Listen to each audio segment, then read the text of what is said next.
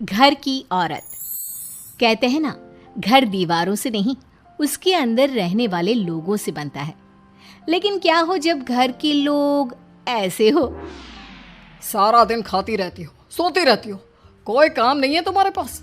ऊपर से बहू के आ जाने के बाद तो तुम और निकम्मी हो गई हो। दिखावे के लिए हाथ में माला पकड़ ली है, बाकी कोई काम नहीं करती। अरे कैसी बात कर रहे हैं? अब तो बहू आ गई है, अब तो मेरी बेइज्जती करना बंद कर दीजिए। जैसे तैसे मेरी तो जिंदगी कट गई गालियां खा खा कर। अरे उस बेचारी को तो छोड़ दीजिए। तभी बेटे के जोर जोर से चिल्लाने की आवाज आती है। कहा था ना तुमसे रिजाइन कर दो, क्यों नहीं किया? और ये पर्स लटका कर कहाँ निकली? चलो कमरे में, काम करो घर का। बहू बेटे की लड़ाई सुनकर सास ससुर बाहर आ जाते हैं। सामने खड़ी होती है नई नवेली बहू रीमा। देख लीजिए माँ जी, शादी से पहले तो मेरे माँ पापा के सामने कहा था कि शादी के बाद नौकरी करने देंगे, लेकिन अब क्या कह रहे हैं? तो तुम माँ जी को क्यों बोल रही है बहू? तब उसका मन रहा होगा, अब नहीं है। पर पिताजी, उसके मन से मेरा करियर तो नहीं चल सकता ना। ससुर को बहू की बात पर गुस्सा आ जाता है। वो बेटी की तरफ देखता है। पापा से जबान लड़ाती है, रुक। ये बोलकर वो पत्नी को खींचकर कमरे में ले जाता है और बंद कर देता है। ये सब देखकर सास दुखी हो जाती है। पति के जाने के बाद सास बेटी से कहती है, देख बेटा, अब जमाना कुछ और है। तेरे पिता ने घर में औरतों की कद्र नहीं की, लेकिन तू ऐसा ना बन। शहर की समझदार पढ़ी लिखी लड़की से शादी की है तूने, उसका ख्याल रखा कर, तमीज से पेश आया कर। जा, बहू को कमरे से बाहर ले आ। लेकिन बेटा नहीं मानता और बहू कमरे में सारा दिन बंद रहती है। शाम को बेटा बाहर जाता है कि सास चाय और बिस्कुट लेकर बहू के कमरे में जाती है। बहू बेटा ये ले, चाय पी ले। रो रो कर कैसी शक्ल बना ली है बेटा। माँ जी, ये कैसे लोग हैं? आप कैसे मैनेज कर रही हैं? ऐसे थोड़ी ना होता है माँ जी। घर की औरतों को तो पिताजी और ये इंसान समझते ही नहीं। क्या करूं बेटा, मैंने तो जैसे तैसे सह लिया, लेकिन तू ना सहना। दोनों बात कर ही रहे थे कि ससुर आ जाते हैं। अच्छा, तो अब बहू को भड़का रही हो? बहुत दिन हो गए मार खाए, अब क्या बहू के सामने खाओगे? जाओ यहाँ से, और जरूरत नहीं है ज्यादा इस लड़की को सर पर चढ़ाने की, समझी? बहू को ससुर की बात पर गुस्सा आ जाता है, लेकिन वो कुछ नहीं कहती। आए दिन बहू देखती है कि कैसे उसकी सास और उसके साथ उसका ससुर और पति गंदा व्यवहार करते हैं। फिर एक दिन, ये क्या बनाया है? खाना बनाना नहीं आता क्या? ये बोलकर वो खाने की भरी सारी थाली फेंक देता है। अरे बेटा कोई बात नहीं, शांत हो जा, मैं अभी बाहर से कुछ मंगवा देता हूँ। हाँ पापा, ऑर्डर करिए। ऐसे खाने से तो पेट भरने से रहा। वैसे खाना तुमको बनाना आता नहीं और बाहर जाकर नौकरी करना चाहती हो। अरे तुम जैसे को तो पूछते भी नहीं है बाहर। बहू को पति की बात पर गुस्सा आता है, तभी सास बोल पड़ती है। तेरे से ज्यादा पढ़ी लिखी है, वो तो तूने इसे कहा था कि तू नौकरी करने देगा तो तुझसे शादी कर ली, वरना ना ही करवाते इसके माँ बाप तुझसे शादी इसकी। और कमाती भी ये तेरे जितना ही है बेटा। बहू हैरान रह जाती है कि जो सास खुद के लिए एक बार भी खड़ी नहीं हुई, वो उसके लिए बेटे को भी भला बुरा सुना रही है।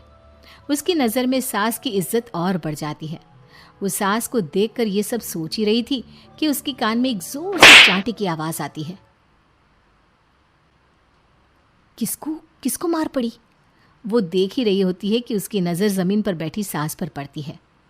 अभी तो धीरे से मारा, फिर जुबान खोली ना तो ऐसा मारूंगा कि कान के पर्दे फट जाएंगे। सास रो रही थी। बेटा और पति वहां से चले जाते हैं। पिताजी, अच्छा किया माँ को जोर का चांटा लगाकर। आगे से जबान खोलने से पहले 4 बार सोचेंगी। बड़ी आई। दोनों हंसते हुए वहां से निकल जाते हैं। बहू सास को उठाती है और पानी देती है। मैंने ये दिन रोज देखे हैं बहू, लेकिन तू नहीं सहना। तू अपना जीवन अपने अनुसार जीना। शादी के वक्त मैंने तेरी माँ से बात करने की कोशिश की थी, उन्हें बताया था, लेकिन वो नहीं मानी। बहू सास को पकड़कर रोने लगती है। वो इसलिए नहीं मानी क्योंकि वो मेरी सगी माँ नहीं है। माँ जी, जिस तरह से आप मेरे लिए खड़ी हुई हैं ना, मेरी माँ भी नहीं हुई। बेटा मैं तेरा भला चाहती हूँ, तू नौकरी इस घर में रहकर तो नहीं कर पाएगी, एक काम कर, इस घर से चली जा, पैसे कमा और खुश रह। माँ जी, हो सकता है कल तक मैं आपके इस फैसले को मान जाती, लेकिन आज नहीं। माँ जी, आप यहाँ इस नर्क को झेले और मैं आपको छोड़कर चली जाऊं? नहीं, कभी नहीं। अगले रोज, सुनिए, वो क्या है ना, मुझे कुछ कपड़े और गहनों की ज़रूरत है, तो ज़रा पैसे दीजिए ना। अब आप घर के मर्द हो तो पैसे तो आपसे ही मांगूंगी ना, बुरा तो नहीं लग रहा ना आपको? नहीं नहीं, बुरा क्यों लगेगा, ये लो कार्ड, कर लेना शॉपिंग। अगले रोज, बिजली का बिल आया है 10,000 का, भर दीजिएगा। इतना बिल कैसे आ गया? बेटा वो क्या है ना, सारा दिन बहू घर में रहती है तो कमरे में एसी और टीवी चलता रहता है। अब कम से कम बाहर जाए तो 4 पैसे कमा कर लाए, लेकिन हम लोगों को थोड़ी ना औरत की कमाई खानी है, वो तो मर्द ही करता है ना। पति पर्स देखता है और फिर हाँ माँ, ठीक बोल रही हो, खैर चलता हूँ, ऑफिस का वक्त हो गया है। पति ऑफिस से पिता को फोन करता है। पापा, घर के खर्चे तो बढ़ते ही जा रहे हैं, ऊपर से महंगाई आप देख रहे हैं। मैं सोच रहा हूँ क्यों ना मीना को नौकरी के लिए हाँ कर दूँ, 4 पैसे ही लाएगी ना घर में। वो तो तू ठीक बोल रहा है, लेकिन ये औरत की जात, कल को 4 पैसे कमाने लगे तो ये नहीं कि सर पर चढ़कर नाचे। हाँ पिताजी, बात तो सही है, वो तो आप हैं जो माँ को मुट्ठी में रखा है, वरना मेरी वाली तो। खैर, सोचते इस बारे में। शाम को पूरा परिवार साथ बैठा होता है। वो कल पनीर की सब्जी बनानी है तो थोड़े पैसे देकर जाना। और हाँ, कीर्तन भी रखा है संडे को, उसके लिए सामान की लिस्ट बना दी है, ले आना। पापा को दे दो, वो ले आएंगे। अरे पापा कहाँ से ले आएंगे, मेरे पास नहीं है पैसे वैसे। लो, पैसे ही नहीं है? मेरे पापा की जेब तो हमेशा नोटों से भरी रहती है। बेटा, लक्ष्मी को जो पूजता है ना, उसके पास लक्ष्मी रहती है। जो घर की औरतों को मारे पीटे, वो भला कैसे लक्ष्मी का लाभ ले सकता है? वाह वाह, क्या बात है, तो जबान खुल रही है तुम्हारी। लगता है भूल गई पुरानी मार और डांट, क्या? हाँ माँ जी, शांत हो जाइए, मैं नहीं देख सकती आपको मार खाता, और फिर हो सकता है कि मैं आपको बचाने आऊँ तो ये भी मुझे मारे। ठीक है बहू, मैं कुछ नहीं कहती, तू ये लिस्ट बस दे दे, मैं चलिए आराम करने। फिर अगले रोज, सुनिए जी, वो मायके जाना है, वो क्या है ना, शादी के बाद से गई नहीं, तो ट्रेन की टिकट बुक करवा देना। तो मैं भी तो साथ जाऊंगा ना तुम्हारे। तो ठीक है, फिर फ्लाइट की ही टिकट करवा दीजिए। वो क्या है ना, अच्छा थोड़ी ना लगता है, आप पहली बार मेरे साथ जा रहे हो और हम ट्रेन से चले, ठीक है ना? पति ऑफिस जाता है, जहाँ उसका दोस्त कहता है, अरे क्या हो गया यार, परेशान सा दिख रहा है, तेरी तो नई नई शादी हुई है, भाभी परेशान कर रही है क्या? अरे नहीं यार, तू तो जानता है थोड़ी सी कमाई में घर चलाना मुश्किल हो रहा है, तू कैसे मैनेज करता है यार? कैसे क्या यार, तू जानता है ना मेरी बीवी रिया को, वो टीचर है, फिर घर में ट्यूशन करती है, साथ में बच्चे भी पढ़ लेते हैं। यार, घर नाम की गाड़ी दोनों पहियों के साथ चलने से ही चलती है, वो भी कमाती है और मैं भी, और चल रहा है घर बस।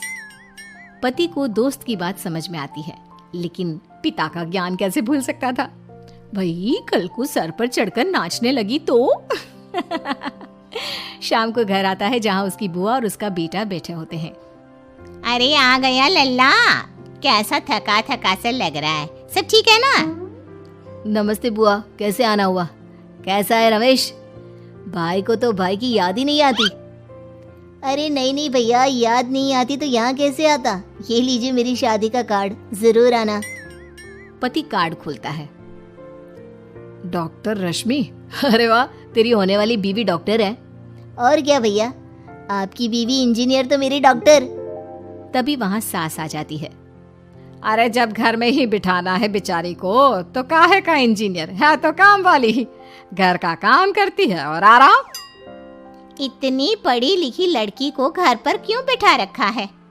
अरे बहू कहीं झोला चाप डिग्री तो नहीं लेकर आई है?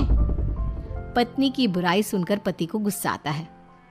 नहीं बुआ, यूनिवर्सिटी टॉपर है मेरी मीना, और हाँ बड़ी कंपनी में काम भी करती है, बस शादी के बाद कुछ महीनों की छुट्टी ली थी, अगले हफ्ते से ऑफिस शुरू हो जाएगा। क्यों मीना? तभी ससुर आ जाते हैं। हाँ, लेकिन फिर घर का काम कैसे होगा? और पैसे कमाने लगेगी तो सर पर। पिता की बात पूरी नहीं हुई कि बेटा, सर पर चढ़ने का हक है उसका पापा। पत्नी है वो मेरी, यानी मेरे घर की रानी। और रानियां तो सर का ताज होती है। क्यों मीना? मीना पति की बात सुनकर शर्मा जाती है। वाह बेटा, तू सही समय